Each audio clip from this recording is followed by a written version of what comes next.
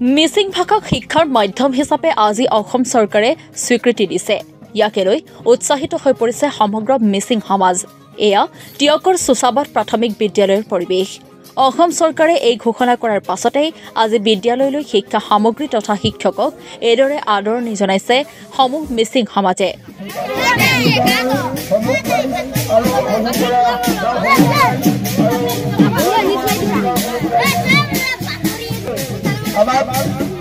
যি পঠিয়াইছিলোঁ যদিও কালি ৰাতি হোৱাৰ কাৰণে এই কিতাপৰ টুকুৰা আমি বিদ্যালয়লৈ দিব নোৱাৰিলোঁ। গতিকে আজি আমি ছাত্ৰ ছাত্ৰী বা ৰাইজৰ সহযোগত এই কিতাপৰ টুকুৰা আমি বিদ্যালয়ৰ অভিমুখে আমি লৈ শোভাযাত্ৰা কৰিম।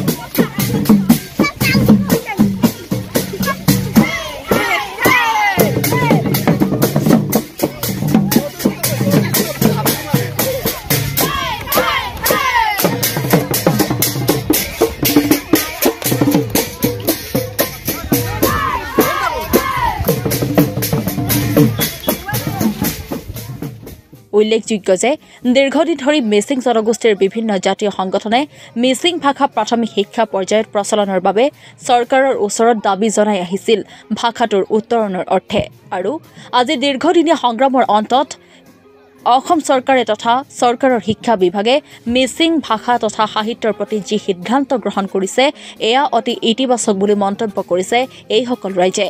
ইফালে সমগ্ৰ ৰাজ্যত 11 জিলাত মুঠ 200খন প্ৰাথমিক বিদ্যালয়ত এই ব্যৱস্থা কৰিছে চৰকাৰে আৰু টিয়কত 2খনকৈ বিদ্যালয়ত আজিৰে পৰা পাঠদান আৰম্ভ কৰিব বুলি জানিব পৰা গৈছে।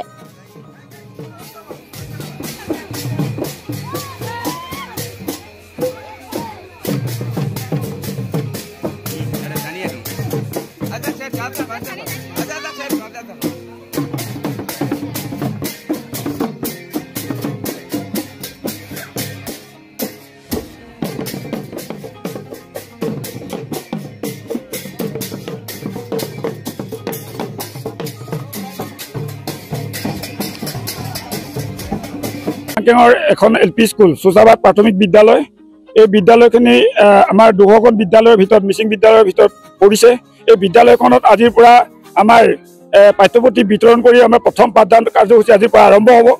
সেইকাৰণে মই অসম চৰকাৰ মুখ্যমন্ত্ৰী তথা শিক্ষামন্ত্ৰীলৈ মই ধন্যবাদ জ্ঞাপন কৰিছোঁ। আৰু আমাৰ মিচিং ভাষাটোৰ কাৰণে আমি আজি প্ৰায় 52 বছৰ আমি সংগ্ৰাম কৰি আহিছোঁ। আমাৰ মিডিয়াম ষ্ট্ৰাকচাৰ আমাৰ এটা প্ৰাপ্য আছিলে। এই বছৰ এই চৰকাৰে আমাক এই মিডিয়াম ষ্ট্ৰাকচাৰ আমাৰ মিচিং ভাষাটো স্বীকৃতি দিছে। তাৰ কাৰণে মই নথৈ আনন্দিত হৈছোঁ আৰু টিয়কবাসী ৰাইজে নথৈ আনন্দিত হৈছে। আমাৰ টিয়কত 3খন আছিলে, এখন কেঞ্চেল হ'ল, 2খনে আমি পালোঁ। এতিয়া কিতাপ পত্ৰ ক শ্ৰেণীৰ পৰা আহিলে, সেইটো এই বছৰ মানে এটা শ্ৰেণী আহিছে, প্ৰথম শ্ৰেণীতে আহিছে। আজি আমাৰ কাৰণে অতি শুভ দিন। অসম চৰকাৰে আমি 40 বছৰ আন্দোলন কৰাৰ পাছত প্ৰাথমিক বিদ্যালয়ত যিটো আমাৰ মিডিয়াম অফ ইনষ্ট্ৰাকশ্যন হিচাপে মিচিং ভাষাটোক দিয়াৰ কাৰণে আমি অসম চৰকাৰৰ শিক্ষামন্ত্ৰী তথা মুখ্যমন্ত্ৰীলৈ ধন্যবাদ জ্ঞাপন কৰিছোঁ।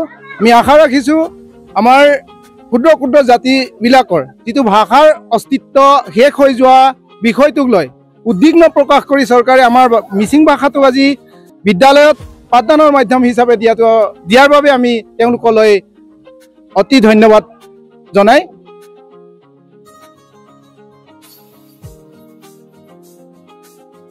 টিয়কৰ পৰা বিৰাজ বৰাৰ ৰিপৰ্ট, অসম টুডে।